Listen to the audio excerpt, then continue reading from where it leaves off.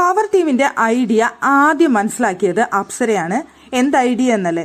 Power team പുതിയ rule കൊണ്ടുവന്നിരിക്കുകയാണ്, BB court room. അതാണ് power ടീമിന്റെ പുതിയ ഐഡിയ എന്ന് പറയുന്നത്. അവിടെ എന്തെങ്കിലും പ്രശ്നങ്ങൾ ഉണ്ടായി കഴിഞ്ഞാൽ കോർട്ട് റൂം വെക്കും, അതിൽ രണ്ടു കൂട്ടർക്കും സംസാരിക്കാനുള്ള അവസരം നൽകും. എന്നിട്ട് അവിടെയുള്ള എല്ലാ മത്സരാർത്ഥികളും അവിടെ നിന്നുകൊണ്ട് ആരെയാണ് സപ്പോർട്ട് ചെയ്യുന്നതെന്ന് പറയും. അതിൽ ഏറ്റവും കൂടുതൽ സപ്പോർട്ട് കിട്ടുന്ന ആൾക്ക് കൂടെ നിൽക്കും, അല്ലാത്ത ആൾക്ക് ശിക്ഷ കിട്ടും എന്നുള്ളതാണ് അവിടുത്തെ റൂള്. നമുക്കറിയാം, മുമ്പും ഇതേപോലെ ബിഗ് ബോസ് ഹൗസിൽ തന്നെ ഇതുപോലെ കോർട്ട് റൂം നടത്താറുള്ളതാണ്. ഇങ്ങനെ തന്നെയാണ് കോർട്ട് റൂമിൽ ശിക്ഷ വിധിക്കാറ്. ആ ഒരു പ്ലാനാണ് സിബിനോടെ കൊണ്ടുവന്നിരിക്കുന്നത്. അങ്ങനെ ഇരിക്കുന്ന പക്ഷം അവിടെ പവർ ടീമിനെ ഇപ്പൊ എന്ത് ശിക്ഷ ആർക്കു കൊടുത്താലും പവർ ടീമിന്റെ മേലിലേക്ക് കുറ്റം ആർക്കും ചാരാൻ പറ്റില്ല. എന്താ വെച്ച് കഴിഞ്ഞാൽ ജനവിധി തേടിയിട്ടാണ് ഞങ്ങൾ അങ്ങനെ ഒരു തീരുമാനം എടുത്തത്. അപ്പൊ പവർ ടീമിന്റെ റൂൾ ആയിരുന്നില്ല, പവർ ടീമിന്റെ തീരുമാനമായിരുന്നില്ല എന്ന് പറഞ്ഞുകൊണ്ട് പവർ ടീമിനെ കൈ കഴുകാനുള്ള ഒരു അവസരമാണത്.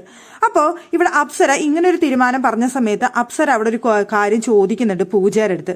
അതായത് ഇപ്പോൾ അവിടെ ജാസ്മിനും നമ്മുടെ ഇപ്പോഴത്തെ ക്യാപ്റ്റൻ ആയിട്ടുള്ള ജിൻഡോയുമായിട്ടാണ് വിഷയം വന്നിരിക്കുന്നത്. ജിൻഡോ ജാസ്മിനെ കാലുവാരി നിലത്തടിക്കും എന്നുള്ളതാണ് വിഷയം. അപ്പൊ അത് അവർ കോർട്ട് റൂമിലേക്ക് കൊണ്ടുവരാൻ ഉദ്ദേശിച്ചിരിക്കുകയാണ്. കോർട്ട് റൂമിൽ കൊണ്ടുവന്നതിന് ശേഷം ഇത് രണ്ടു കൂട്ടരും ചർച്ച ചെയ്യുന്നു, അങ്ങോട്ടും ഇങ്ങോട്ടും പറയാനുള്ള കാര്യങ്ങളൊക്കെ പറയുന്നു. അതിനുശേഷം വീട്ടിലുള്ള എല്ലാ മത്സരാർത്ഥികളോടും ആരുടെ ഭാഗത്താണ് തെറ്റ്, ആരുടെ ഭാഗത്താണ് ന്യായം എന്ന് ചോദിക്കുന്നു. ഇതാണ് കോർട്ട് റൂം കൊണ്ട് അവർ ഉദ്ദേശിച്ചത്.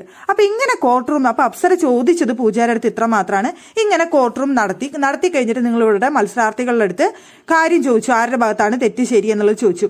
അപ്പൊ എല്ലാവരും അവിടെ ജിൻഡോന്റെ ഭാഗത്താണ് ന്യായം, ജാസ്മിനാണ് തെറ്റ്. അതായത് തെറ്റ് ചെയ്ത ആളുടെ അടുത്ത് തെറ്റ് ചെയ്ത വ്യക്തിയെ ശരിയാക്കുകയും ശരി ചെയ്ത വ്യക്തിയെ തെറ്റാക്കുകയും ചെയ്ത് വീട്ടിലുള്ളവർ എല്ലാവരും പറഞ്ഞു കഴിഞ്ഞാൽ അപ്പൊ തെറ്റ് ചെയ്ത ആള് ശരിയും ആയിത്തീരും അല്ലേ എന്നാണ് അവിടെ പൂജയുടെ അടുത്ത് നമ്മുടെ അപ്സര ചോദിച്ച ചോദ്യം എന്ന് പറയുന്നത്. പൂജയ്ക്ക് സത്യം പറഞ്ഞ ഒന്ന് ഉത്തരം മുട്ടി. അതിനുശേഷം ശരണ്യരടുത്തും ശരണ്യം ഇതിന് ഉത്തരം പറയാനായിട്ട് വരുന്നുണ്ടായിരുന്നു. അപ്പു അങ്ങനെ പറയരുത്, ഇപ്പൊ അപ്പു അതിനെ തെറ്റെന്ന് പറയില്ല, അതുപോലെ തെറ്റെന്ന് പറയുന്നവർ ഇവിടെ ഉണ്ടാവും.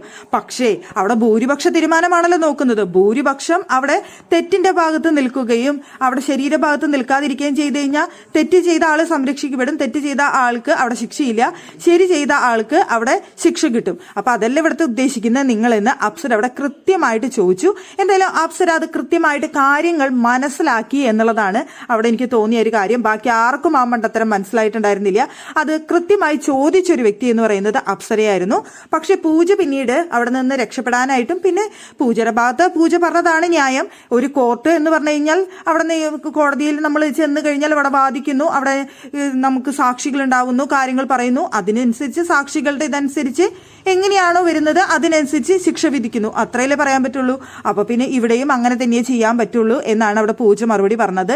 എന്തായാലും അപ്സരയ്ക്ക് കാര്യം മനസ്സിലായി. അപ്സര ശരി എന്ന് പറഞ്ഞുകൊണ്ട് ഒഴിവാക്കി വിടുന്നുണ്ടായിരുന്നു. അവരുടെ കാര്യം എന്താണെന്ന് കൃത്യമായി മനസ്സിലാക്കിയ ഒരാള് അപ്സരയാണെന്ന് തോന്നി.